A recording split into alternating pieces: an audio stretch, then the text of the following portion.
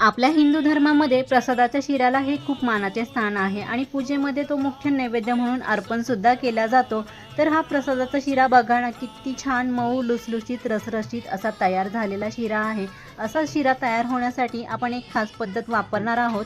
सर्वात आधी काही केसरच्या पाकळ्या आपण गरम दुधामध्ये भिजत घालणार आहोत। त्यानंतर एक गॅसवर पॅन किंवा कढई ठेवणार आहोत। खरं तर प्रसादाच्या शिऱ्यासाठी हे पितळी भांडे वापरतात, पण माझ्याकडे एवढे छोटे भांडे नव्हते म्हणून मी कढईचा वापर केला। त्यानंतर आपल्या आवडीनुसार काही ड्रायफ्रूट्स तिथे आपण वापरणार आहोत।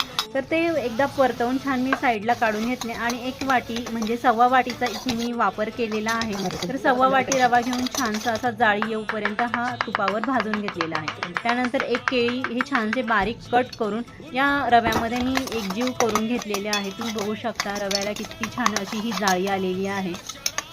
एक केळी आणि रवा हे मंद आचेवर व्यवस्थित हे आपल्याला छानरित्या भाजून घ्यायचे आहे 2 ते 3 मिनिटे। असं हे केल्याने आपला शिरा हा काळा पडत नाही किंवा आंबट सुद्धा लागत नाही। व्यवस्थित छानरित्या हे मंद आचेवर भाजून घेतल्यानंतर तुम्ही बघू शकता याला छानशी जाळी आलेली होती। त्यानंतर आपण गरम दुधामध्ये जे केसर मिक्स केलेलं होतं हे सगळं दूध यामध्ये थोडं थोडं करून ॲड केलेलं आहे आणि हे सगळं मिश्रण हे तळापासून संपूर्ण एकजीव करून घेऊया। असं केल्याने यामध्ये गुठळ्या तयार होत नाही आणि शिरा संपूर्ण एकजीव होऊन हा व्यवस्थित तयार होत असतो। यामध्ये लगेचच एक वाटी साखर आपण व्यवस्थित घालून घेऊया आणि परत एकदा तळापर्यंत हे सगळं मिश्रण एकत्र करून घेऊया।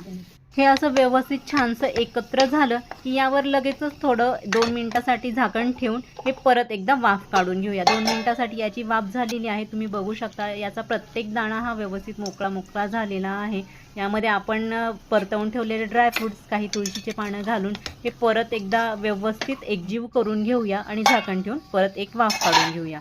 त्याचा प्रत्येक दाणा हा सेपरेट होत असतो। असा मऊ लुसलुशीत अजिबात चिकट न होणारा आपला इथे प्रसादाचा शिरा हा तयार झालेला आहे। आता मी हा प्रसाद तुम्हाला देवाला नैवेद्य दाखवल्यानंतरही 2 तासानंतर मी तुम्हाला दाखवत आहे। तर हा 2 तासानंतरही अगदी मऊ लुसलुशीत तरीही दाणेदार असा हा प्रसादाचा शिरा पटकन खायला या। चॅनलला शेअर करा, लाईक करा आणि सबस्क्राईब करायला विसरू नका। चॅनलवर नवीन असाल तर नक्की सबस्क्राईब करा। भेटूया पुढच्या व्हिडिओमध्ये, तोपर्यंत बाय बाय।